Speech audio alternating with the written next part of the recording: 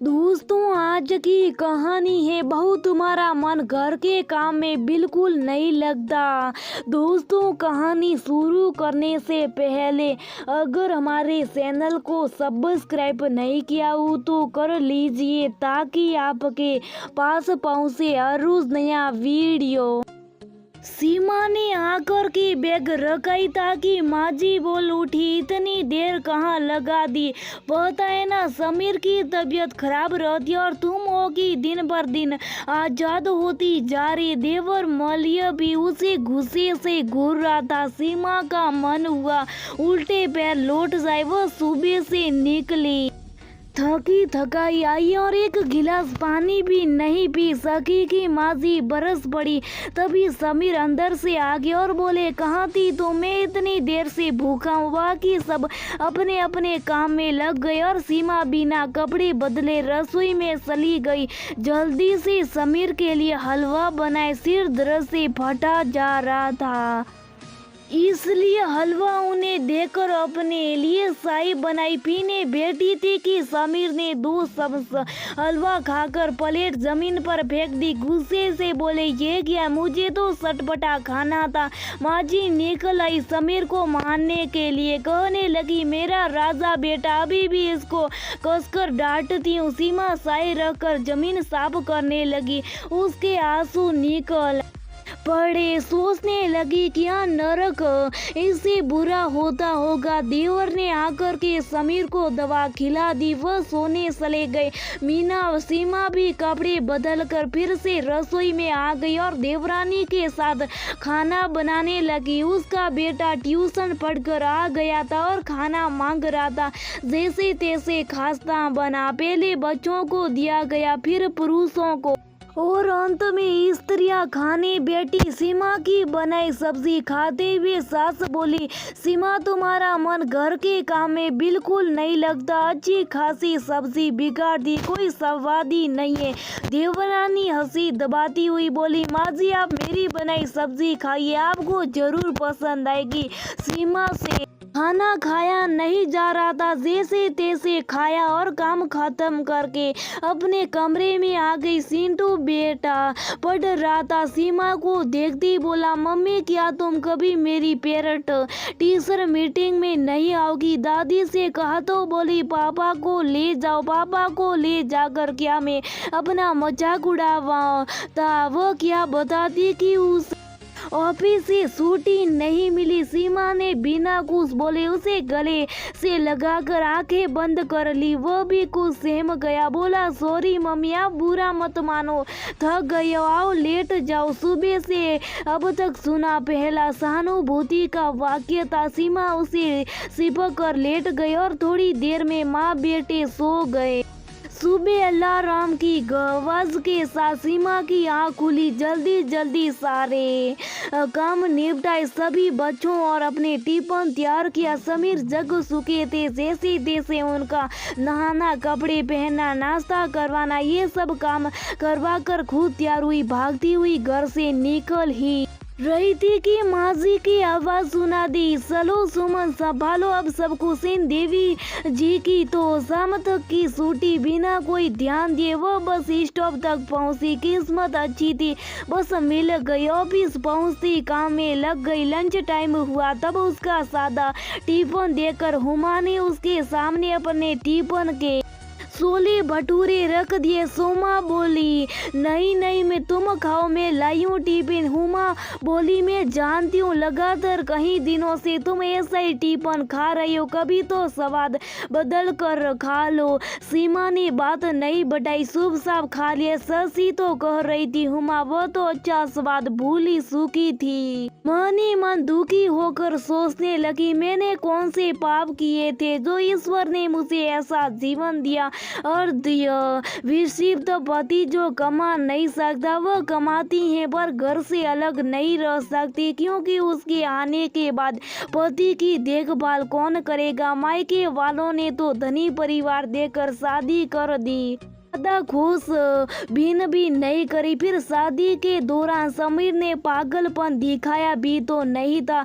बाद में जब उन्हें दौरा पड़ा और सीमा को असलियत पता चली तो मायके वालों ने साथ ना देकर कह दिया, जो तुम्हारी तकदीर में था वो तो तुम्हें झेलना पड़ेगा, और कोई सहारा नहीं दिया।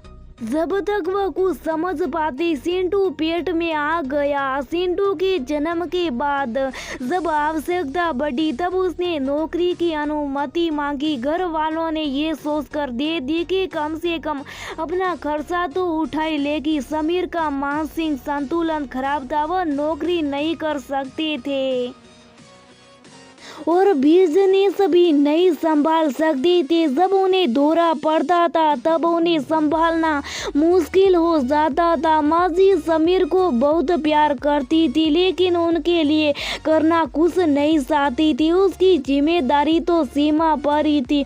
वह उनकी पत्नी जो थी। सीमा समीर और सिंटू घर में रहते थे, भोजन करते थे, यहीं तक उनका पारिवारिक संपत्ति में हिस्सा था। समीर की दवाइयाँ, सिंटू की फीस, तीनों के कपड़े, ये सब सीमा को ही करना पड़ता था। देवर बिजनेस संभालते थे इसलिए देवर रानी घर में रानी बनकर रहती थी। सीमा घर और बाहर दोनों जगह फीस रही थी। ननद बच्चों की छुट्टी होने पर उन्हें लेकर कि आगे सब बहुत खुश थे। शाम को किसी रेस्टोरेंट में खाना खाने का प्रोग्राम बना। सीमा को भी लगा कि चलो कुछ बदलाव जाए। तभी मासी उसके पास है और कहने लगी, बहू देखो, अगर समीर भी भीड़ भाड़ में गया और उसे दौरा पड़ गया तो मुसीबत हो जाएगी। ऐसा करो तुम उसके साथ घर में रहो, हम तुम्हारा खाना पैक करा कर लाएंगे। सीमा मनी मधुबल पड़ी। मन हुआ कहे, मैं क्यों, आप क्यों नहीं, पैदा तो आपने किया, माँ होकर आप जरा सा प्यार नहीं कर सकती। पर मन मार कर चुप रही। सिंटू भी जाने से मना करने लगा पर सीमा ने अपनी कसम लेकर उसे भेज दिया। कब वे आते कब खाना आता, इसलिए सीमा ने दोनों के लिए कुछ बना लिया और समीर को खिलाकर खुद भी खा लिया।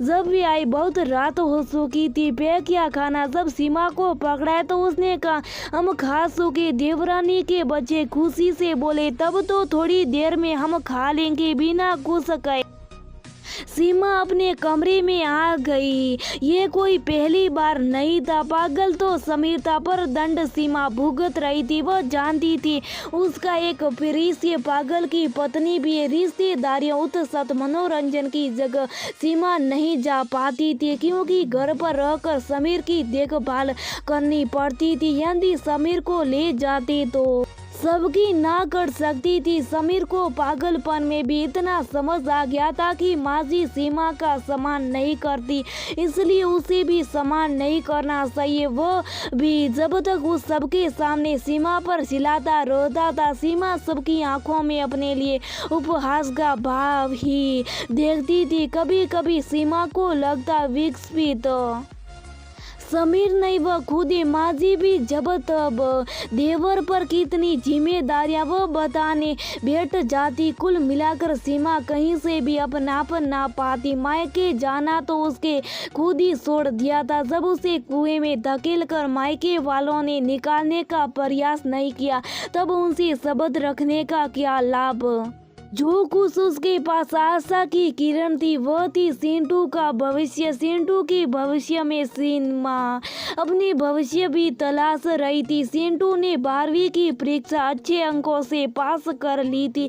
उसने PCM ले रखा था। उसका इरादा इंजीनियर बनने का था। सीमा खुश थी कि अब शायद उसकी नाव किनारे लग जाए, बेटा इंजीनियर बन जाए। शाम को जब वो घर लौटी घर में जोरदार बेसीढ़ी थी। सब सिंटू को समझा रहे थे कि पढ़ाई छोड़कर दुकान पर बैठना शुरू कर दे। आगे पढ़कर क्या करेगा, एक आदमी की तनख्वाही ही बसेगी। सिंटू मना कर रहा था। वो कंपटीशन में बैठना चाह रहा था। सीमा के आते ही सबने उस पर सेंटू को समझाने का दबाव डालना शुरू कर दिया। सीमा ने साफ मना कर दिया, वो मुझे अपने बेटे की इच्छा पूरी करनी है। माँ जी डांट कर बोली, पैसा कहाँ से आएगा?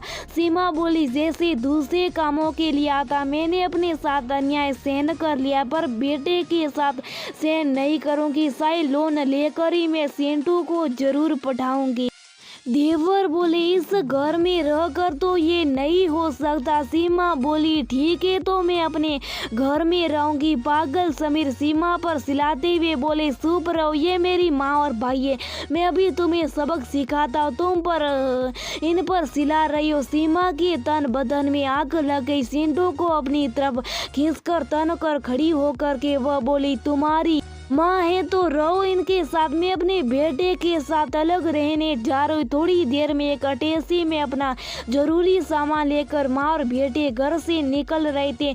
माँ जी और पूरा परिवार बेहोश का होकर देख रहा था। इसकी तो उन्हें उम्मीद ही नहीं थी। वह सोच नहीं सकते थे कि सीमा समस्या का ऐसा भी समाधान कर सकती थी।